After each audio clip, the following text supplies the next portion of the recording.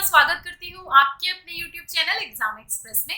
तो सपनों के साथ और अपनों के साथ आइए मिल करके इस नए सफर की शुरुआत करते हैं। दोस्तों, आज मैं आप सभी लोगों से क्लास 7 कस्टमर रिलेशनशिप मैनेजमेंट का डिस्कस करूंगी, CRM का, और ये आप लोगों के DFCCIL में सिलेक्शन के लिए बहुत ही इंपॉर्टेंट रोल प्ले करेगा। तो प्लीज इस सब्जेक्ट को आप स्किप मत करिए। 12 नंबर का वेटेज है और जल्द ही हम इकोनॉमिक्स एंड मार्केटिंग की क्लासेस भी स्टार्ट करेंगे। तो ऑलरेडी हम क्लास 6 तक डिस्कशन कर चुके हैं। चैप्टर 1, 2, 3 मैंने समझाया था और आज की क्लास में हम चैप्टर 4 डिस्कस करेंगे। तो अगर कोई नया बच्चा हमसे जुड़ रहा है तो इस वीडियो को लास्ट तक जरूर देखिए, और वीडियो अच्छी लगे तो लाइक करिए, शेयर करिए दोस्तों के साथ, और चैनल को सब्सक्राइब नहीं किए हैं तो चैनल को सब्सक्राइब कर दीजिए ताकि जितने भी अपडेट्स और नोटिफिकेशन है वो सबसे पहले आप तक पहुंच सके।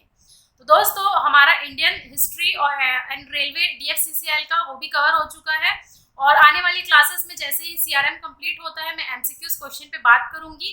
तो बने रहिए। और हिस्ट्री हमारा बहुत ही अच्छे तरीके से कवर हो चुका है, तो उसे भी आप जाकर के हमारे प्लेलिस्ट में जाकर देख सकते हैं, या लिंक मैंने डिस्क्रिप्शन में दे दिया। अब आइए हम अपनी क्लासेस की तरफ मूव ऑन करते हैं। तो देखिए, आई होप ये आप लोगों को अच्छे तरीके से समझ में आया होगा। तो अच्छे अच्छे कमेंट्स आप लोगों को आपकी तरफ से आते हैं कि मैम अच्छी चल रही है क्लास, अच्छा लग रहा है। तो ऐसे ही आप अच्छे से पूरे लेक्चर्स अच्छे से देखिए ताकि आप लोगों का एक एक चीज टॉपिक कंप्लीट हो सके और कवर हो सके। और अगर आपने अभी तक टेस्ट सीरीज नहीं दिया है तो टेस्ट सीरीज भी आप अटेम्प्ट करिए। जैसे कि मैं हमेशा कहती हूँ, टेस्ट सीरीज लेना आप लोगों के लिए ओवरऑल सिलेक्शन के लिए बहुत ही इम्पोर्टेंट है। और आप टेस्ट सीरीज परचेज कर सकते हैं। टेस्ट बुक का टेस्ट सीरीज बहुत ही बेहतरीन होता है। अच्छा वो टेस्ट देते हैं, नंबर ऑफ क्वेश्चंस काफ़ी ज़्यादा होते हैं, और आप मंथली, ईयरली और लाइफ टाइम पास परचेज कर सकते हैं जैसा कि आप स्क्रीन में देख पा रहे हैं। और अगर पर्टिकुलरली आप DFCCIL के लिए प्रिपरेशन कर रहे हैं तो जितने भी पोस्ट रिलीज हुई हैं उनके सभी टेस्ट अवेलेबल हैं, धीरे धीरे अनलॉक भी हो जाएंगे। और भी अगर आप किसी और एग्जाम के लिए तैयारी कर रहे हैं, SSC के लिए या फिर बैंक का, रेलवे का, तो बहुत सारे टेस्ट इसमें अवेलेबल होते हैं। तो मैं रिकमेंड करूंगी कि आप परचेज करिए, आप लोगों को बहुत ही ज़्यादा बेनिफिट्स मिलने वाला है। तो आइए हम देख लेते हैं आज की क्लास में हम क्या क्या डिस्कशन करेंगे, उसके बारे में हम थोड़ा सा ओवरव्यू देख लेते हैं। तो देखिए, जैसे कि हम लोगों ने चैप्टर 3 तक डिस्कशन किया था, अब एक फ्लो में देखिए लेक्चर को, और नोट्स जैसे कि मैं प्रोवाइड कर देती हूँ तो आप उसको रिवीजन करते रहिए, क्योंकि आप लोग बोल रहे थे बच्चा कि टेस्ट सीरीज में क्वेश्चन फिर अटेम्प्ट नहीं हो पा रहे हैं, कंटिन्यू क्लासेस करिए। तो देखिए, अब कंटिन्यू रहेगी क्लासेस और आप रिवीजन करते रहिए। नोट्स आप लोगों के पास है, और क्लास 2 एंड 3 का PDF मैं इकट्ठे प्रोवाइड की हूँ। तो आप लोगों का कमेंट आ रहा था, मैम आपने क्लास 2 का PDF नहीं प्रोवाइड किया है। बच्चा किया है मैंने टेलीग्राम चैनल में, आप एक बार जरूर खोल करके PDF देखा करिए। अब आइए हम देख लेते हैं। जैसे कि देखिए, यहाँ पर मैंने लिखा हुआ है स्ट्रेटेजिक CRM। तो हम यहाँ पर स्ट्रेटेजिक CRM के अंदर क्या पढ़ने वाले हैं, जैसे कि मैंने ब्रीफ में आप लोगों से बताया था कि स्ट्रेटेजिक CRM क्या होता है, टाइप्स ऑफ CRM कितने होते हैं। तो उसी के बारे में हम और डिस्कशन करेंगे, क्योंकि क्वेश्चन आया हुआ है। देख लीजिए, बोस्टन BCG मैट्रिक से, बोस्टन कंसल्टिंग ग्रुप से क्वेश्चन आया हुआ है। तो ये सब चीज़ें इसी टॉपिक में इसी चैप्टर में कवर होंगे, चैप्टर नंबर 4। तो आज हम आधा डिस्कशन करेंगे चैप्टर 4, और इसकी नेक्स्ट वाली क्लास में हम जो रिमेनिंग है वो डिस्कशन करेंगे। तो ये हमारा जो स्ट्रेटेजिक CRM है वो क्या था, it is a core customer centric business strategy that aims at winning and keeping profitable customer. Strategy मतलब क्या है? स्ट्रेटेजिक CRM का मतलब यह है कि किसी तरीके से भी स्ट्रेटेजी अपना करके जो आपके कस्टमर है, यानी कि जो इंडस्ट्री या फिर जो भी कंपनी है, उसके कस्टमर को क्या करना, उनको इतने अच्छे प्रोडक्ट ला करके उनको अपना बनाए रखना, और हमेशा फ्यूचर के लिए भी उनको अपने पास ही रखना, ताकि आने वाले समय में वो आपसे जुड़े रहें और आप लोगों को यानी कंपनी को मैक्सिमम से मैक्सिमम फायदा हो। ठीक है, तो बहुत सारी चीज़ें भी हम लोगों ने देखा था पहली वाली क्लास में। आज हम डिस्कस करेंगे, We will discuss 3 important strategic CRM issues। ठीक है, 3 strategic CRM issue हम लोग यहाँ पर देखने वाले हैं। तो पहला यहाँ पर देखिए स्क्रीन में, कस्टमर पोर्टफोलियो मैनेजमेंट। तो यहाँ पर आप लोगों को एक टर्म दिख रहा होगा, CPM। तो सबसे पहले आप लोगों से क्वेश्चन ये पूछ सकता है कि आप फुल फॉर्म बताइए CPM का। तो यहाँ पर P एग्जिस्ट करेगा पोर्टफोलियो के लिए, तो यहाँ पर फुल फॉर्म हो जाएगा CPM का, कस्टमर पोर्टफोलियो मैनेजमेंट। तो ये फर्स्ट क्वेश्चन आप लोगों को याद रखना है। और लास्ट में मैं क्या करूंगी, मैं एक पूरा पीडीएफ आप लोगों को दे दूंगी फुल फॉर्म का, क्योंकि आप लोगों के एग्जाम के लिए इंपॉर्टेंट हो सकता है। सेकंड है कस्टमर परसीव्ड वैल्यू, ये भी हम बात करेंगे। एंड थर्ड है कस्टमर एक्सपीरियंस। तो देखिए, अगर हम डायरेक्ट बस क्वेश्चन डिस्कशन करेंगे तो आप लोगों से अगर और घुमा करके क्वेश्चन पूछा जाएगा तो नहीं बनेगा। इसीलिए मैं ये चाह रही हूँ कि एक फ्लो में लेक्चर चलता रहे, एक फ्लो में, क्योंकि बुक रीड किया है मैंने और बहुत सारी चीज़ें जो इम्पोर्टेंट है वो मैंने इकट्ठा किया आप सभी लोगों के लिए। तो आई थिंक ये आप लोगों को अच्छा लगेगा, बेनिफिशियल होगा। और ज़रूर सिलेक्शन लेकर के आइए और बताइए आप लोगों का कैसा एक्सपीरियंस रहा। और जल्दी 10K का टारगेट मैं कंप्लीट करना चाह रही हूँ, ताकि ज़्यादा से ज़्यादा हमारा फैमिली हमारी बढ़े और ज़्यादा से ज़्यादा लोगों का सिलेक्शन हो जाए। ठीक है, तो आगे आप देख लीजिए। फर्स्ट देखेंगे कस्टमर पोर्टफोलियो मैनेजमेंट। तो नया टर्म आप लोगों को लग रहा होगा, पोर्टफोलियो मैनेजमेंट क्या होता है। तो पिछली क्लास में मैंने डिस्कशन कराया था पोर्टफोलियो क्या होता है। ब्रीफ में मैंने बहुत ही बताया था कि पोर्टफोलियो क्या होता है। पोर्टफोलियो का मतलब ये होता है, अगर मैं जनरल सेंस में बात करूं तो मतलब कलेक्शन है। ये बहुत सारी चीज़ें की, अगर मैं परचेजिंग के टर्म में बात करूं, मार्केटिंग के टर्म में, तो यानी कि आपका जो एसेट्स है, आपने क्या खरीदा, आपके पास कितना आपने परचेज किया, क्या क्या परचेज किया, तो ये सब चीज़ें को हम बोल सकते हैं पोर्टफोलियो। जैसा कि यहाँ पर लिखा हुआ देख लीजिए। The term portfolio is often used in the context of investment to describe the collection of assets owned by an individual or institution। क्या क्या आपने परचेज किया, कितना आपका क्रेडिट डेबिट हुआ, ये सब की जो एक इंफॉर्मेशन रहता है उसको हम पोर्टफोलियो कह सकते हैं। ठीक है, और यहाँ पर एक चीज मैंने मार्क किया हुआ है रेड लाइन में, रेड कलर से। A customer portfolio is a collection of mutually exclusive customer groups that comprise a business entire customer base. तो थोड़ा सा देखिए, आप लोगों को ये डिफिकल्ट लग रहा होगा, ये सेंटेंस पता नहीं क्या लिखा हुआ है मैम। तो कुछ नहीं है, बहुत ही सिंपल लैंग्वेज में आप लोगों को समझाऊंगी कि ये क्या चीज़ है। एक्चुअली ये स्टैंडर्ड डेफिनेशन था, इसलिए मैंने उठाया हुआ है। और आगे हम देख लेंगे कि क्या होता है कस्टमर पोर्टफोलियो मैनेजमेंट और बेसिक प्रिंसिपल क्या है। तो कुछ नहीं है, जब भी आप लोगों को कस्टमर मैनेजमेंट या फिर कस्टमर रिलेशनशिप मैनेजमेंट किसी चीज़ की भी बात करें तो आप लोगों को 4-5 टर्म जैसे कि मैंने बताया है वो ध्यान रखना है। कस्टमर डिलाइट, कस्टमर का सेटिस्फैक्शन, कितना सेल का ग्रोथ हो रहा है, कितना प्रॉफिट हो रहा है, कितना लागत है, कितना आ रहा है, ये सब चीज़ें बस आप लोगों को देखनी है। कस्टमर रिलेशनशिप मैनेजमेंट में कस्टमर कितने अच्छे से जुड़ा हुआ है आपकी कंपनी से, कस्टमर लाइफ साइकिल कैसा है उसका, कितने सालों तक आपकी कंपनी से जुड़ा हुआ है, उसका रिटेंशन रेट क्या है, उसका चर्न रेट क्या है, तो ये सब आप लोगों को समझना है। तो यहाँ पर एक टर्म लिखा हुआ है, देख लीजिए। Customer portfolio management aims to optimise business performance. ठीक है, business performance that is sales growth. ठीक है, और एनहेंस कस्टमर प्रॉफिटेबिलिटी। जैसा कि मैंने बताया कि ग्रोथ कितना है कंपनी का, कितने अच्छे तरीके से सेल हो रहा है, दोबारा कोई कस्टमर आ रहा है कि नहीं आपकी कंपनी से, ये सब, और फिर कितना प्रॉफिट आप लोगों को हो रहा है, आप लोगों को इन द सेंस कंपनी को कितना प्रॉफिट हो रहा है। ठीक है, तो ये होता है कस्टमर पोर्टफोलियो मैनेजमेंट। जैसे जैसे आप लेक्चर सुनते जाएंगे आप लोगों को और क्लियर होते जाएगा। तो फर्स्ट क्वेश्चन आप लोगों से सीपीएम का फुल फॉर्म पूछ सकता है। सेकेंड देखिए, बेसिक प्रिंसिपल ऑफ सीपीएम क्या है यहाँ पर। तो यहाँ पर मैं 5 बेसिक प्रिंसिपल बताऊंगी, इससे एक आध क्वेश्चन आने के चांसेस है, तो आप अच्छे से देखिए, एक एक चीज आप पढ़िए, इजी है, कोई भी चीज टफ नहीं है। तो पहला आ जाएगा मार्केट सेगमेंटेशन फर्स्ट, अभी बस सुनते रहिए, फिर एक एक मैं एक्सप्लेन करूंगी। Sales forecasting, third activity based costing. तो यहाँ पर जो ABC लिखा हुआ है, देखिए फुल फॉर्म अगेन आप लोगों के लिए इंपॉर्टेंट है। तो यहाँ पर एक्टिविटी बेस्ड कॉस्टिंग इसका फुल फॉर्म है, और ऑलरेडी मैं ये डिस्कस की थी आप लोगों से कि एक्टिविटी बेस्ड कॉस्टिंग क्या होता है ब्रीफ में। आज हम थोड़े अच्छे से और डिस्कशन करेंगे। और फोर्थ हमारा जो है, फोर्थ है customer lifetime value estimation. इसका फॉर्मूला होता है, फॉर्मूला भी आप लोगों के लिए इम्पॉर्टेंट है। एंड फिफ्थ हमारा है डेटा माइनिंग। तो डेटा माइनिंग मैंने ब्रीफ में डिस्कशन किया था कि बिग डेटा का यूज करके हम लोग डेटा माइनिंग करते हैं। ठीक है, तो ये 5 प्रिंसिपल है सीपीएम के, एक बार रिकॉल कर लीजिए फटाफट, फिर हम स्टार्ट करेंगे कि क्या क्या बेसिक प्रिंसिपल है। नाम से आप लोगों को समझ में आ रहा होगा कि मार्केट सेगमेंटेशन। तो सेगमेंट मतलब क्या होता है, छोटे छोटे भागों में डिवाइड कर देना। मार्केट को क्या करना होता है, अगर कोई कंपनी खोलना चाह रहा है या फिर अगर कोई कंपनी ऑलरेडी खुला हुआ है, अगर प्रोडक्ट लॉन्च करना चाह रहा है कोई कंपनी, तो उसे क्या करना चाहिए, सबसे पहले मार्केट को मार्केट सेगमेंटेशन करना चाहिए, यानी कि मार्केट का पूरा एनालिसिस करना चाहिए और अलग अलग भागों में डिवाइड कर देना चाहिए कि किस टाइप के कस्टमर हैं, किस एज ग्रुप से बिलोंग करते हैं, मेल है या फीमेल है, उसके बाद सर्विस करते हैं या फिर अनएम्प्लॉयड है, गवर्नमेंट जॉब में है या प्राइवेट जॉब में है। इसी को हम बोलते हैं मार्केट सेगमेंटेशन। सेगमेंट कर देना यानी अलग अलग हिस्सों में डिवाइड कर देना डिपेंडिंग अपॉन देयर वैल्यूज क्या है, ठीक है।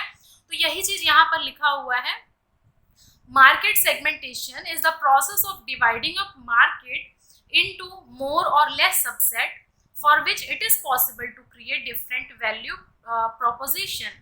समझ में आया? जो अभी मैंने एक्सप्लेन किया वही चीज है यहाँ पर, अलग अलग हिस्सों में बांट देना। कौन ज़्यादा परचेज करता है तो उसको अलग कर दो कस्टमर को, कौन कम परचेज करते हैं उसको अलग कर दो, कौन आपके लिए इंपॉर्टेंट कस्टमर है उनको अलग कर दीजिए, किससे ज़्यादा प्रॉफिट होने वाला है उसको अलग कर दीजिए। तो इसी को बोलते हैं मार्केट सेगमेंटेशन। एंड यहाँ पर सेकंड पॉइंट लिखा हुआ है, देख लीजिए, the company can decide which segment it wants to serve. तो ये कंपनी के ऊपर डिपेंड करती है, जो जितना ज़्यादा प्रॉफिट देगा कंपनी को उसको ज़्यादा अच्छे से सर्व किया जाएगा। और लेकिन इसका ये मतलब नहीं है कि अगर कोई कम परचेज कर रहा है तो उस पर ध्यान नहीं दिया जाएगा, ठीक है, सर्वे किया जाता है। And this can be use to segment potential market to identify which customer to acquire, कौन से कस्टमर को रखना चाहिए और किस पे ज़्यादा फोकस करना चाहिए, ठीक है। So here we will focus on the application of market segmentation process to identify which customers to acquire. तो हम लोग कुछ प्रोसेस देखेंगे कि कौन सा कस्टमर को एक्वायर करना चाहिए और कैसे कर सकते हैं, ठीक है। तो यही चीज लिखा हुआ है यहाँ पर, देख लीजिए इस पॉइंट में, company will identify and target those customer which can generate profit in the future. जाहिर सी बात है, उन कस्टमर्स पे ज़्यादा फोकस करना चाहिए जो मैक्सिमम से मैक्सिमम प्रॉफिट कंपनी के लिए जनरेट कर पाए, उस पार्टी की तरफ ध्यान देना चाहिए, ठीक है। And this will be those customer that the company is better place to serve and satisfy then the competitors. सीधी सी बात है, समझ में आया?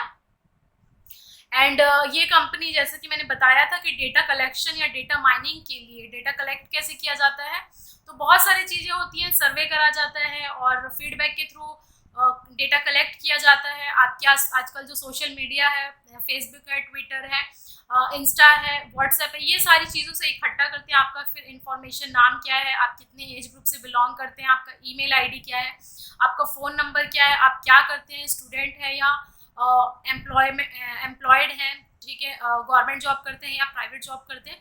तो ये सारी चीज़ों से क्या करते हैं, डेटा कलेक्ट किया जाता है। और बिग डेटा में मैंने बताया था 3V हम स्टडी किए थे, ऑलरेडी मैं डिस्कस कर चुकी हूँ हमारे पिछली वाली क्लास में, लेकिन बिग डेटा में और एक बार अच्छे से हम बात करेंगे।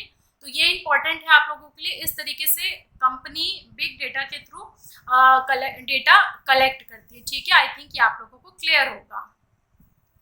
उसके बाद यहाँ पर है, इधर थ्रू डेटा और intuition the customer management team will develop profile of customer group based on the insight and experience, ठीक है। फिर क्या करते हैं, जो टीम मेंबर्स रहते हैं कस्टमर मैनेजमेंट टीम, वो डेटा को इकट्ठा करते हैं, कलेक्ट करते हैं, देन उसका स्टडी करते हैं, फिर कस्टमर को अलग अलग सेगमेंट में बांट दिया जाता है, ठीक है। और यहाँ पर जो मार्केट सेगमेंटेशन प्रोसेस है उसको देखिए 5 हिस्सों में डिवाइड किया गया है। सबसे पहले तो अगर कोई बिजनेस है या फिर अगर कोई कंपनी है तो उसको आइडेंटिफाई करना होगा। Identify the business you are in, किस टाइप की कंपनी है, प्रोडक्ट बेस्ड है या सर्विस बेस्ड है, ठीक है। तो अगर प्रोडक्ट बेस्ड है तो वो मार्केट में कितना उसका डिमांड है वो चेक करना पड़ेगा। अगर सर्विस बेस्ड है, जैसे हमारी TCS कंपनी है, तो वो पहले आइडेंटिफाई करना पड़ेगा कि किस टाइप का बिजनेस यू आर इन।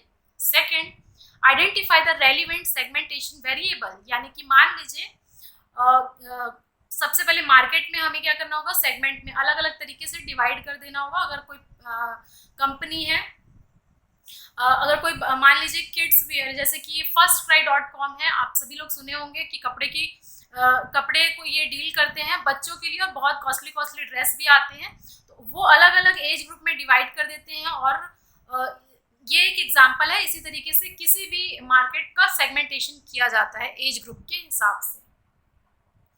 फिर analyse the market using this variable, analyse करेंगे मार्केट को, फिर क्या करेंगे, assess the value of market segment, फिर किस किस टाइप, मैंने जैसे कि अभी बताया कस्टमर वैल्यू, यानी कि कितने किस किस टाइप के कस्टमर हैं उनको अलग सेगमेंट बना दिया जाता है, ठीक है, कितना ज़्यादा परचेज कर रहे हैं उनको अलग कर दिया जाए, कितने लोग परचेज कर रहे हैं उनको अलग कर दिया जाए, तो अलग अलग सेगमेंट में बांट दिया जाता है, and then target markets of serve, ठीक है, फिर इसको देखते हुए मार्केट को सर्व किया जाता है। अब यहाँ पर देख लीजिए क्या लिखा हुआ है, हेडिंग देखिए, यहाँ पर लिखा हुआ है कि intuitive and data based segmentation process, यानी कि हैबिचुअल होते हैं, इंट्यूटिव मतलब, and data based segmentation process, दो अलग अलग हिस्सों में डिवाइड किया गया है। और देख लेते हैं, जैसे कि मैंने अभी बताया था, ब्रेनस्टॉर्म सेगमेंटेशन वेरिएबल, यानी कि कुछ नहीं है, मार्केट में जो कस्टमर्स रहते हैं उनको अलग अलग डिवाइड कर देना। जैसे यहाँ पर लिखा हुआ है, देख लीजिए, एज ग्रुप, यानी कि किस एज ग्रुप से बिलोंग करते हैं, बिल्कुल अभी न्यूली बॉर्न है, इन्फेंट है, या फिर किड्स है, या फिर टीनेजर है, या फिर 25 to 30 ईयर्स के एज ग्रुप के हैं, 30 to 40 ईयर्स ग्रुप के हैं, या फिर ओल्ड एज के हैं, ठीक है, उसके हिसाब से मार्केट में जो कस्टमर है उनको अलग कर दिया जाता है, जेंडर मेल है या फीमेल है, ठीक है, लाइफस्टाइल कैसी है उनकी, किस टाइप का परचेजिंग करना पसंद करते हैं, ठीक है, उसके बाद साइज, लोकेशन, ठीक है, तो इस टाइप से क्या करते हैं, कस्टमर को, मार्केट को सेगमेंट किया जाता है। और यहाँ पर दो तीन चीजें और लिखी गई है, देख लीजिए, produced word profiles, compute size of segmentation, assess company, segment fit, तो इतना ज़्यादा ज़रूरी नहीं है, जो जो चीज़ मैं बोल रही हूँ वो सब बस आप लोग एक बार सुनते रहिए, ठीक है।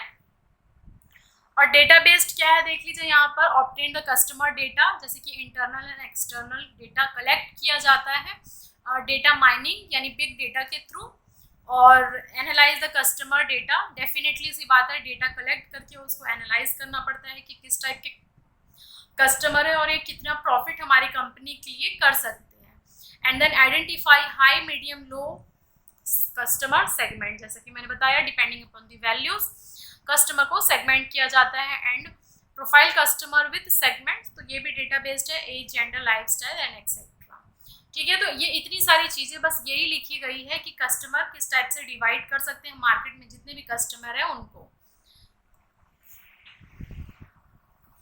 और ये एक नया टेबल आप लोगों को सामने दिख रहा होगा, ये भी वही चीज़ है कि दो तरीके से डिवाइड किया जा रहा है एट्रीब्यूट्स को, यानी कि मार्केट को, user attribute and second usage attribute. एक बार फटाफट देख लीजिए, इसमें से इतना ज़्यादा क्वेश्चन आने के चांसेस नहीं है, बट थोड़ा सा थ्योरी था इसलिए मैं यहाँ पर डिस्कशन कराना चाह रही थी। डेमोग्राफिक एट्रीब्यूट है, तो एज, जेंडर, ऑक्यूपेशनल स्टेटस क्या है, यानी कि एम्प्लॉयड है या अनएम्प्लॉयड है, हाउस होल्ड साइज कितना है, छोटी फैमिली है या बड़ी फैमिली है, मैरिड स्टेटस कैसा है, मैरिड है या अनमैरिड है, टर्मिनल एजुकेशनल एज कितना है, हाउस होल्ड इनकम कितना है, यानी कि जितनी भी चीज़ें मैं अभी तक आप लोगों को बताई हूँ, लाइफ साइकिल कैसा है फैमिली का, रिलीजन क्या है, एथनिक ओरिजिन क्या है, नेशनलिटी क्या है, तो इस तरीके से मार्केट को सेगमेंट किया जाता है। मान लीजिए अगर कोई क्रिश्चियन है तो जिस समय भी क्रिसमस आता है, जैसे कि 25 दिसंबर को, तो उस समय मार्केट को पूरा एनालिसिस करके फिर उस तरीके का ऑफर दिया जाता है उन्हें। अगर मान लीजिए ईद आने वाला है तो उस तरीके का ऑफर दिया जाता है। अगर कोई हिंदू है तो हिंदू फेस्टिवल जितने भी होते हैं, होली, दिवाली, रक्षाबंधन, उस तरीके से फिर मार्केट सेगमेंट करके चीज़ों को प्रमोट किया जाता है, ठीक है। और नेक्स्ट, जियोग्राफिक एट्रीब्यूट्स, कंट्री कैसा है, रीजन कैसा है, टीवी रीजन, सिटी का साइज कैसा है, पोस्ट कोड, रेसिडेंशियल, तो ये सब चीज़ों से इसी को हम बोल रहे हैं जियोग्राफिक एट्रीब्यूट्स, तो लोकेशन वाइज, ठीक है। अगर मान लीजिए इंडियन वियर है तो इंडियन वियर ये सब प्रोडक्ट लॉन्च होती हैं। अगर मान लीजिए कोई छोटी सी सिटी है तो उसके हिसाब से प्रोडक्ट दिया जाता है। तो ये सब चीज़ें हैं। और देख लीजिए साइकोलॉजिकल एट्रीब्यूट में लाइफ साइकिल और पर्सनैलिटी है। यूसेज एट्रीब्यूट में जैसे कि कितना किसी चीज़ का यूज़ किया जा रहा है, कोई प्रोडक्ट है तो उसको कितना फ्रिक्वेंटली यूज़ किया जा रहा है, यानी कि 6 महीने में यूज़ किया जा रहा है या साल में यूज़ किया जा रहा है, तो उस तरीके से कस्टमर को डिवाइड कर दिया जाएगा मार्केट के अंदर, ठीक है। और sorry recency frequency monetary value की ऑलरेडी मैं आप लोगों से डिस्कस कर चुकी हूँ। ठीक है, तो समझ में आया आप लोगों को? कुछ नहीं है, मार्केट सेगमेंटेशन में एक बार आप लोगों को ब्रीफ में बता दे रही हूँ। मार्केट सेगमेंटेशन का ये मतलब है कि अगर कोई कंपनी है या कोई बिजनेस है तो उसको सबसे पहले देखना होगा कि किस टाइप का बिजनेस है, और उसके बाद मार्केट को समझना होगा, एनालाइज करना होगा, फिर कस्टमर को डिवाइड करके उनकी depending upon their values and purchasing अलग अलग करके फिर टारगेट करना होगा कस्टमर को, और किस टाइप के कस्टमर हैं अलग अलग भागों में डिवाइड कर देना पड़ेगा, यानी कि एज ग्रुप कितना है, ऑक्यूपेशनल स्टेटस, जैसे कि मैंने सभी चीज़ आप लोगों से डिस्कस किया, उस तरीके से मार्केट को सेगमेंट किया जाता है ताकि मैक्सिमम प्रॉफिट कंपनी अचीव कर पाए। ठीक है, तो ये देख लीजिए एक नया टर्म मुझे दिखा था कि फैमिली लाइफ साइकिल ट्रेसेस। ठीक है, family life cycle, FLC, family life cycle. इसका फुल फॉर्म आप लोगों से पूछा जा सकता है, इसलिए यहाँ पर मुझे दिखा था इस चैप्टर में ये चीज़ भी, तो इसे नोट कर लीजिए। ये फैमिली लाइफ साइकिल है, दी फैमिली लाइफ साइकिल, FLC। तो कस्टमर लाइफ साइकिल वैल्यू भी हम लोगों ने देखा था, और ये सिंपल है। फैमिली लाइफ साइकिल का मतलब ये है development of a person life along a path from young and single. तो पहले छोटे रहते हैं, फिर बड़े रहते हैं, सिंगल रहते हैं, सिंगल से मैरिड होते हैं, फिर इनिशियल स्टेजेस में क्या होते हैं, चिल्ड्रन नहीं होते हैं, धीरे धीरे क्या होता है, married with young children, married couple with older children, फिर older married couple with no children at home, empty nester still at employment. तो ये सारी चीज़ें ये फैमिली लाइफ साइकिल को बताती है। ठीक है, तो इस टाइप के में भी क्या होता है, कस्टमर को अलग अलग पार्टों में सेगमेंट में डिवाइड किया जाता है और मार्केट सेगमेंटेशन प्रोसेस कंप्लीट किया जाता है। ठीक है, तो ये पूरा हो गया मार्केट सेगमेंटेशन। जितने भी मैं फुल फॉर्म्स बताई हूँ वो आप लोगों से इंपॉर्टेंट पॉइंट डिस्कस किया, प्लीज उसे आप अच्छे से पढ़िए। नेक्स्ट आ जाते हैं सेल्स फोरकास्टिंग। तो सेल्स फोरकास्टिंग नाम से ही समझ में आ रहा है, सेल्स फोरकास्टिंग यानी कि आज जो आप प्रोडक्ट खरीद रहे हैं आने वाले समय में, फ्यूचर में फोरकास्ट करना, जैसे कि वेदर फोरकास्टिंग होता है, यानी कि अगर आप देखेंगे अपने मोबाइल में वेदर फोरकास्टिंग, तो आने वाले 6 से 7 दिनों का पूरा वेदर फोरकास्टिंग रहता है कि नेक्स्ट डे क्या होगा, धूप रहेगी या बारिश रहेगी या स्टॉर्म आने वाला है। उसी तरीके से क्या होता है, एक सेल फोरकास्टिंग की जाती है। ठीक है, ठीक है, सेल फोरकास्टिंग की जाएगी। तो वैसे ही वेदर फोरकास्टिंग में जैसे कि मैंने बताया आप लोगों से, पिछले जो पास्ट रहते हैं, यानी कि पिछले यस्टरडे में या उसके पहले वाले दिन में मौसम कैसा था, मौसम विभाग क्या करती है, पूरा जांच करती है, अच्छे तरीके से एनालाइज करती है, प्रेडिक्ट करती है। उसके बाद क्या कर सकते हैं, बता पाएंगी कि आने वाले समय में, आने वाले दिनों में कैसा क्लाइमेट रहने वाला है, बारिश आने वाली है या नहीं आने वाली है। तो इसी तरीके से सेल फोरकास्टिंग भी की जाती है, कस्टमर का जो परचेजिंग पैटर्न है उसको देखते हुए। ठीक है, तो यहाँ जो सेकंड मेन डिसिप्लिन है या सेकंड बेसिक प्रिंसिपल है CPM का, उसे हम कह सकते हैं sales forecasting. And CPM goals is to identify those customers that will be strategically important in the future. Sales forecasting can be a useful discipline. ठीक है, तो जो भी फ्यूचर में परचेज करने वाले हैं उनके लिए बहुत ही इंपॉर्टेंट है सेल फोरकास्टिंग। और ये एक मैट्रिक्स में अभी आप लोगों से शो कर रही हूँ, McKinsey/G कस्टमर पोर्टफोलियो मैट्रिक्स इसे कहा जाता है। ठीक है, तो देख लीजिए ये सुंदर सा आप लोगों के सामने एक अपीयर हो रहा है मैट्रिक्स। और मैट्रिक्स ये क्या है, देख लीजिए, मैट्रिक्स जैसे कि 2x2 का हो सकता है, 3x3 का हो सकता है, स्क्वायर मैट्रिक्स हो सकता है, नॉन स्क्वायर मैट्रिक्स हो सकता है। मैथ में हम सिंपल सा पढ़ते हैं मैट्रिक्स का। तो यहाँ पर देख लीजिए ये 3x3 मैट्रिक्स है। ठीक है, 3 रो और 3 कॉलम है, और इस तरफ कंपनी का कॉम्पिटिटिव पोजीशन है, कंपनीज कॉम्पिटिटिव पोजीशन। ठीक है, कि कैसा मार्केट में उसका कॉम्पिटिटिवनेस है। और इस तरफ क्या है, लॉन्ग टर्म अपॉर्चुनिटी अट्रैक्टिवनेस है। ठीक है, लॉन्ग टर्म यानी कि कस्टमर लॉन्ग टर्म टिके रहेगा या नहीं रहेगा, उसके हिसाब से ये मैट्रिक्स को बताया गया है। ठीक है, तो यहाँ पर ये चीज मैट्रिक्स में आप लोगों से डिस्कशन की। और जैसे जैसे आप मूव करेंगे तो यहाँ लो, मीडियम, हाई होगा, यानी कि टर्म के हिसाब से देखेंगे तो शुरुआती दिनों में कम होगा, फिर बढ़ता जाता है, फिर बढ़ता जाता है। तो ये टर्म बता रहा है, यानी कि अगर ईयर्स में बताऊं तो ईयर्स धीरे धीरे बढ़ता जाएगा। ठीक है, तो ये इसे हम बोलेंगे लॉन्ग टर्म अपॉर्चुनिटी अट्रैक्टिवनेस। और यहाँ पर क्या है, स्ट्रॉन्ग, एवरेज एंड वीक। ठीक है, तो यहाँ पर आप देख लीजिए स्ट्रॉन्ग कॉम्पिटिटिव है, फिर एवरेज और फिर वीक होते जा रहा है। अब यहाँ पर देख लीजिए ये रेड कलर क्या शो कर रहा है, अट्रैक्टिव मार्केट है। जाहिर सी बात है अट्रैक्टिव मार्केट कब बनेगा, जब कस्टमर टिके रहेंगे लंबे समय तक। देख लीजिए हाई इनका क्या रहेगा, लॉन्ग टर्म बहुत ही सालों तक टिके रहेंगे, तो अट्रैक्टिव मार्केट वो होल्ड करके रखे हैं। अगर मैं एग्जांपल दे करके दूँ तो देखिए अमेजन अगर एक कंपनी है या फिर फ्लिपकार्ट है, तो अट्रैक्टिव मार्केट वो शेयर कर रहे हैं, बहुत लंबे समय तक लोग टिके रहते हैं, उससे परचेज करते हैं ऑनलाइन। या फिर अगर कोई एप्पल कंपनी से परचेज करता है तो उसे एप्पल के प्रोडक्ट अच्छे लगते हैं और ये अट्रैक्टिव मार्केट बन जाता है, ठीक है। और फिर मीडियम प्रायोरिटी मार्केट है और यहाँ पर फिर लो प्रायोरिटी अनअट्रैक्टिव मार्केट है। तो अनअट्रैक्टिव मार्केट कब होता है, जब कॉम्पिटिटिव पोजीशन बहुत ही वीक है, कोई कॉम्पिटिटिव नाम की चीज़ ही नहीं है, अपना प्रोडक्ट अच्छे से सर्व ही नहीं कर पा रहा है, कस्टमर सेटिस्फेक्शन नहीं दे पा रहा है, कस्टमर डिलाइट नहीं कर पा रहा है, तो जो कस्टमर है वो बिल्कुल टिके नहीं रहेंगे कंपनी के साथ, इसे ही हम कहते हैं अनअट्रैक्टिव मार्केट। तो ये देख लीजिए, ये आप लोगों से ये पूछ सकता है कि ये मैट्रिक्स जो है वो किन्होंने डिस्कशन किया था या फिर इस मैट्रिक्स का नाम क्या है। तो ये है मैककिन्से और जी कस्टमर पोर्टफोलियो मैट्रिक्स। तो आई थिंक ये आप लोगों को क्लियर होगा, बस फटाफट देखते हुए चलते हैं। और यहाँ पर जो सेल फोरकास्टिंग है वो क्या है, बहुत सारे टेक्निक है सेल फोरकास्टिंग के, और देख लीजिए जो इम्पोर्टेंट है वो 3 मेथड है, उसके अंदर हम लोग सब मेथड भी देख लेंगे। पहला फर्स्ट वाला जो है,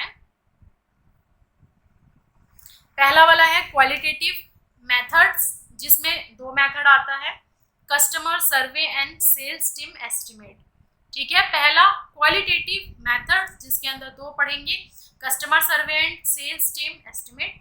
सेकेंड टाइम सीरीज मेथड, जिसमें हम मूविंग एवरेज देखेंगे, एक्सपोनेंशियल स्मूथनिंग देखेंगे एंड टाइम सीरीज डिकम्पोजिशन देखेंगे। एंड थर्ड कैजुअल मेथड, जिसमें हम leading indicator and regression model देखेंगे।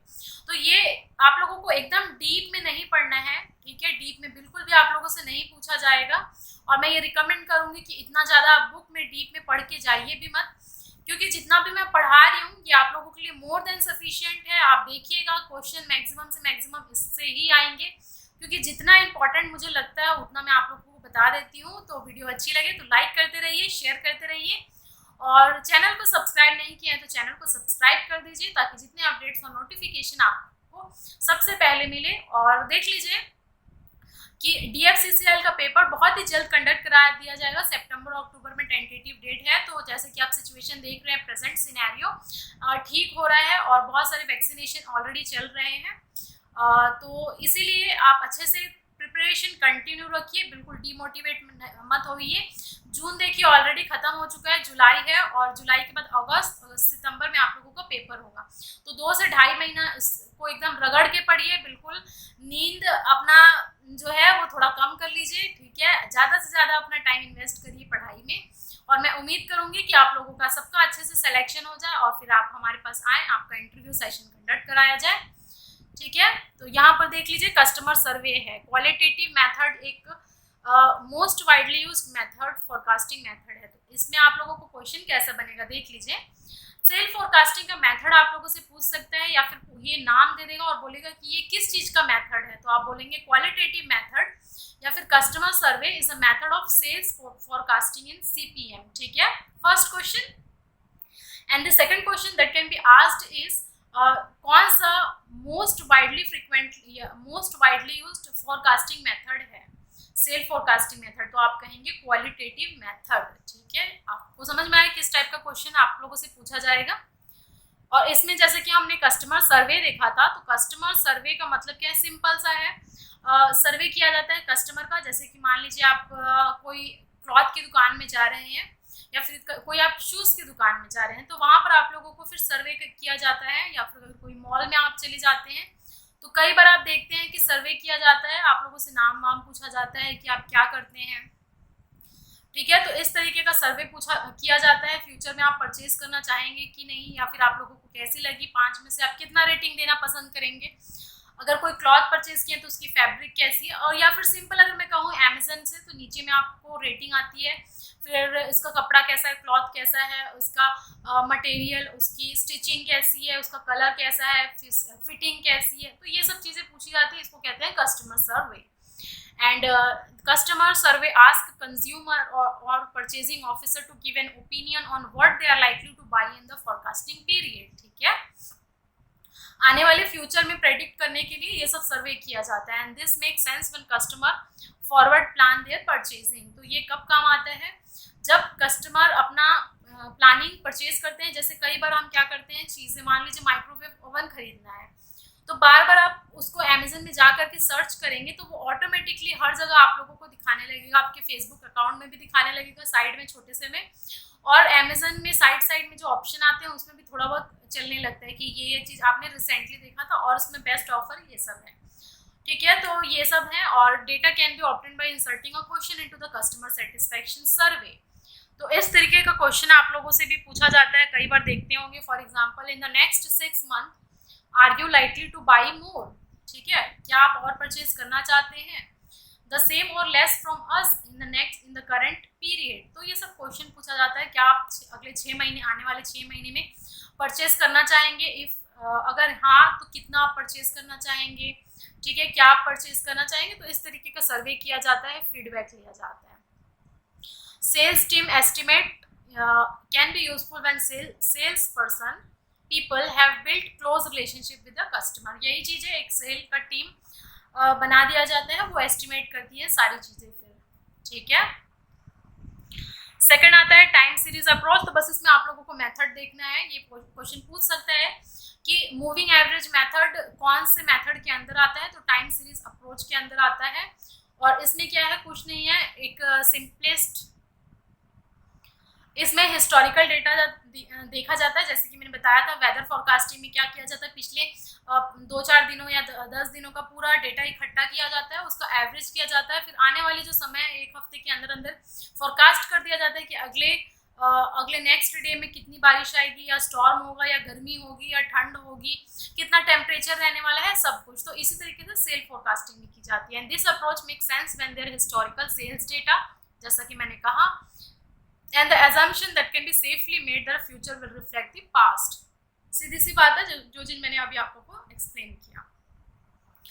नेक्स्ट ये क्या है, देख लीजिए. मूविंग एवरेज मेथड एक सिंपलेस्ट मेथड है. तो ये क्वेश्चन पूछा जा सकता है, which is the simplest method of sales forecasting. तो moving average method is the simplest one, and this take sales in the number of previous period and average them. नाम से ही समझ में आ रहा है, मूविंग एवरेज, यानी कि पास्ट में आपकी कैसी कैसी परचेजिंग हुई है उसको सबको ऐड करके क्या है, ले करके और फिर एवरेज निकालना. और इससे क्या होता है कि रैंडमनेस कम होता है. ठीक है, पता चलते जाएगा कि आपका कैसा कैसा आप लोग का परचेजिंग है. फिर उसके बाद आता है एक्सपोनेंशियल स्मूथनिंग. तो ये देखिए टफ है एक्सपोनेंशियल स्मूथनिंग, इतना डिटेल्स में आप लोगों को पढ़ने की कोई भी ज़रूरत नहीं है. तो बस आप नाम सुनते जाइए. And third one is the decomposition method is applied when there is evidence of cyclic or seasonal pattern in the historic data. seasonal pattern के हिसाब से है. ठीक है, हर सीजन के हिसाब से आप क्या क्या चीज़ परचेज करते हैं. तो इस तरीके से पैटर्न अगर है तो उसको बोलते हैं डिकम्पोजिशन मेथड. ठीक है, कैजुअल मेथड थर्ड हमारा है, और इसमें हम लोगों को दो चीज़, जैसे हम लोगों ने देखा था, leading indicator and regression method. ठीक है, बस आप इतना सुनते जाइए, इसके अलावा डीप में इसे पढ़ने की बिल्कुल भी ज़रूरत नहीं है. एक्टिविटी बेस्ड कॉस्टिंग, और इसका फुल फॉर्म इंपॉर्टेंट है ABC. तो एक्टिविटी बेस्ड कॉस्टिंग, नाम से ही थोड़ा बहुत आप लोगों को समझ में आ रहा होगा, कॉस्ट से रिलेटेड है.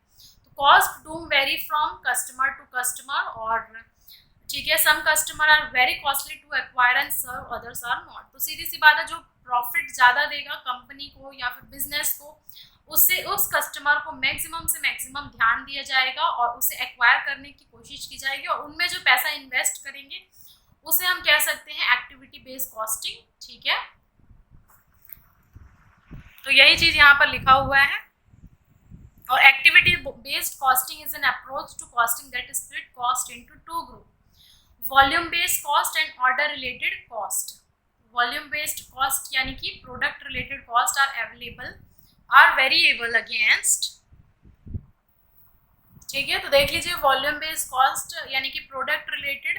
साइज ऑफ ऑर्डर क्या है, प्रोडक्ट रिलेटेड मतलब अगर साइज क्या है, उसके बाद बस fixed per unit for any order and any customer. तो प्रोडक्ट रिलेटेड और वॉल्यूम रिलेटेड कॉस्ट का ये मतलब है कि साइज ऑफ ऑर्डर पे डिपेंड करता है, और ये हर एक कस्टमर के लिए सेम होगा, ऑर्डर के लिए सेम होगा. तो material and direct labour cost are the example, ठीक है। तो ये सब चीज़ें हमेशा क्या होती है, कांस्टेंट होता है एनी किसी भी ऑर्डर के लिए।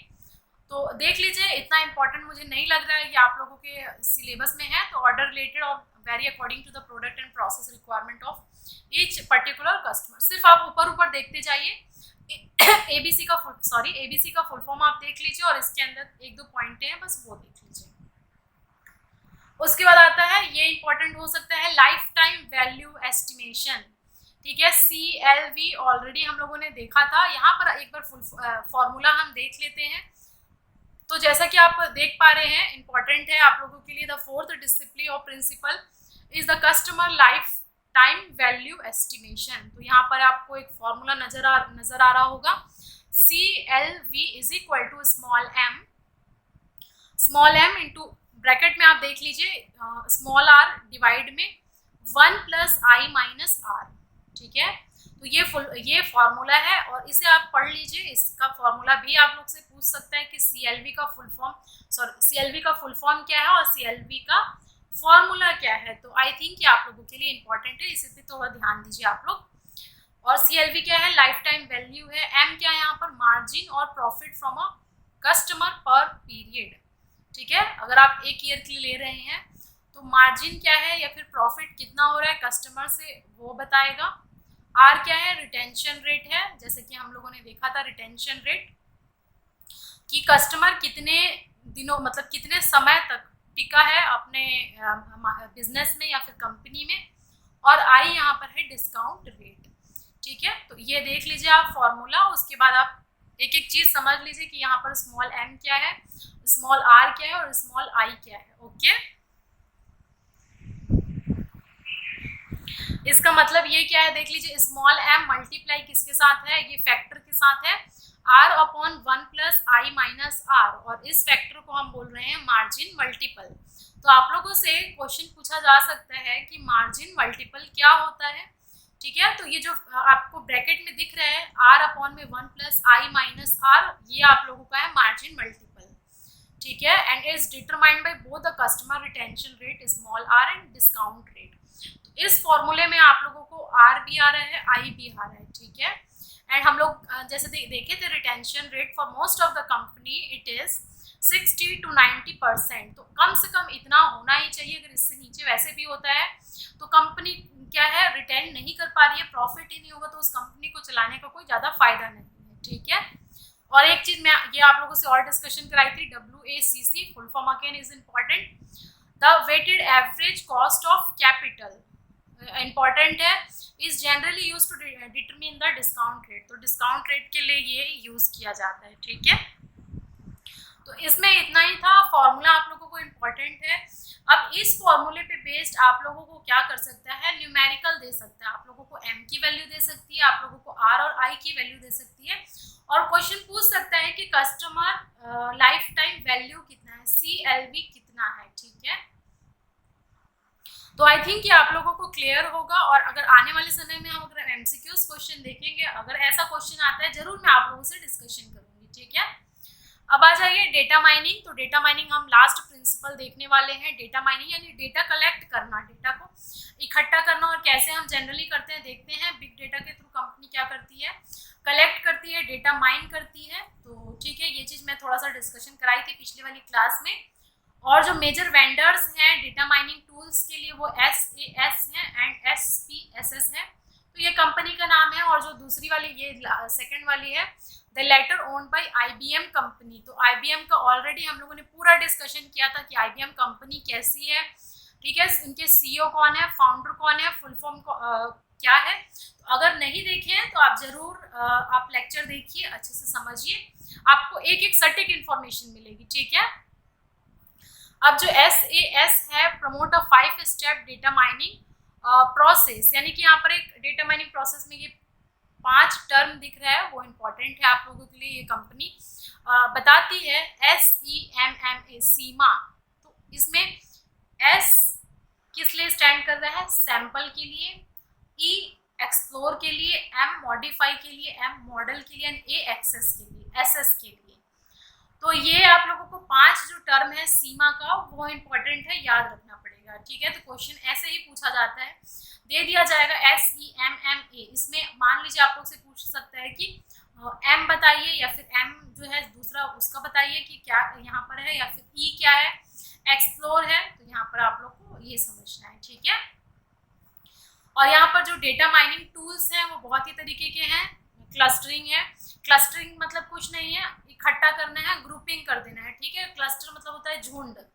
तो जैसा कि हम लोगों ने देखा था, माइनिंग डेटा कलेक्ट करने के लिए अलग अलग कस्टमर या अलग अलग ग्रुप्स में डिवाइड कर दिया जाता है, तो इसे कहते हैं cluster. Data decision tree, decision tree का मतलब ये है, जैसे कि मान लीजिए पॉपुलेशन है हमारे इंडिया का, तो एक हम डिसीजन बहुत सारे ट्री बनाते जाएंगे। जैसे मान लीजिए फैमिली ट्री बनाते हैं हम लोग, तो पॉपुलेशन है इंडिया की, इंडिया के पॉपुलेशन में कितने मेल है, कितने फीमेल हैं, फिर कितने मेल में अनमैरिड हैं, मैरिड हैं, फिर कितने चिल्ड्रन है, ठीक है। तो इस तरीके से जो ट्री बनता है उसको बोलते हैं डिसीजन ट्री, ठीक है। और न्यूरल नेटवर्क, तो न्यूरल नेटवर्क थोड़ा सा टर्मिनोलॉजी हाई फाई है, यहाँ पर आर्टिफिशियल इंटेलिजेंस का यूज़ किया जाता है, और इसमें मास्टर्स भी होते हैं और PhD भी की जाती है न्यूरल नेटवर्क, न्यूरल टेक्नोलॉजी में। तो यहाँ पर नंबर ऑफ क्लस्टरिंग टेक्निक्स आप देख लीजिए, यहाँ पर मैंने हाईलाइट किया है ब्लू कलर से। इसका बस आप फुल फॉर्म याद रखिए, CART क्या है, classification regression tree, and CHAID का ची स्क्वायर ऑटोमेटिक इंटरेक्शन डिटेक्शन। तो आई थिंक आप लोगों को जो क्लस्टर टेक्निक है, ये दो टेक्निक का फुल फॉर्म पूछा जा सकता है। और डिसीजन ट्री को और क्या बोलते हैं, ग्राफिकल मॉडल है as appearance of branch structure, अलग अलग ब्रांच में डिवाइड किया जाता है, ठीक है। और जो डिसीजन ट्री है that works with categorical data such as this are known as classification tree, ठीक है। तो जैसे एक ट्री है, ट्री के बहुत सारे क्या होते हैं, ब्रांच होते हैं अलग अलग, तो इसी को ही हम बोल देते हैं यहाँ पर डिसीजन ट्री। और ये क्या है देख लीजिए, ये डेटा माइनिंग की टूल है। इस ट्री के थ्रू बहुत सारी डेटा को कलेक्ट किया जा सकता है, डेटा माइन किया जा सकता है, and this when decision tree are applied to continuous data that is known as the regression tree, ठीक है। अगर कंटिन्यूअस डेटा में इसे इंक्लूड कर देंगे तो इसे बोलते हैं रिग्रेशन ट्री। तो आप लोगों से पूछ सकते हैं रिग्रेशन ट्री क्या है, तो आई थिंक कि आप लोगों को पता होना चाहिए। और नेक्स्ट आता है neural network, also known as the machine learning. तो ये बहुत बार आप लोगों ने सुना होगा, machine learning technique, machine learning. तो इसमें बहुत सारे कोडिंग और लैंग्वेजेस होते हैं, ठीक है, और आर्टिफिशियल इंटेलिजेंस का यूज़ करके फिर और भी किया जाता है डेटा माइनिंग। तो ये neural network has it origin in the work of machine learning and artificial intelligence, ठीक है। तो देख लीजिए ये सब जो है टेक्निक है डेटा माइनिंग के। तो डेटा माइनिंग में हम लोगों ने देख लिया, क्लस्टर है, क्लस्टरिंग की जाती है, डिसीजन ट्री है, एंड न्यूरल नेटवर्क है, ओके। तो ये सब चीज़ें आप लोगों को इंपॉर्टेंट हो सकता है, बस आप लोगों को नाम याद रखना है कि मान लीजिए डिसीजन ट्री है तो वो पूछेगा क्या चीज़ का है ये, तो ये डेटा माइनिंग टूल है, ठीक है। अगर आप लोगों को न्यूरल नेटवर्क पूछेगा क्या चीज़ है, तो it is a data mining tool. और उसके बाद अगर CRT आपसे पूछता है कार्ट, तो ये क्या चीज़ है, क्लस्टर टेक्निक है। तो जो ऊपर ऊपर आप लोगों को इम्पॉर्टेंट है वो सब चीज़ें मैंने पूरा डिस्कशन करा दिया है। न्यूरल नेटवर्क आर्टिफिशियल इंटेलिजेंस पे बेस्ड है जी, इतना ही पढ़िए। और बुक पढ़ने की आप लोगों को बिल्कुल भी रिक्वायरमेंट नहीं है, बुक मैं पढ़कर ही आप लोगों को अच्छे से तरीके से पढ़ाती हूँ। तो एक फ्लो में है, और भी लेक्चर आएंगे, और नेक्स्ट क्लास में हम लोग डिस्कस करेंगे बोस्टन BCG मैट्रिक्स और बहुत सारे और भी चीज़ें हैं। SWOT भी है, SWOT जो बहुत इंपॉर्टेंट है आप लोगों के एग्जाम के लिए। सब चीज़ें हम नेक्स्ट क्लास में देखेंगे, तो इसे अच्छे तरीके से देखिए, और जितनी भी क्लासेस में अभी तक ली उसको रिवाइज करते रहिए, आप लोगों से जरूर क्वेश्चन बनेगा, ठीक है। तो मिलते हैं हमारे नेक्स्ट वीडियो में। Thank you very much friends.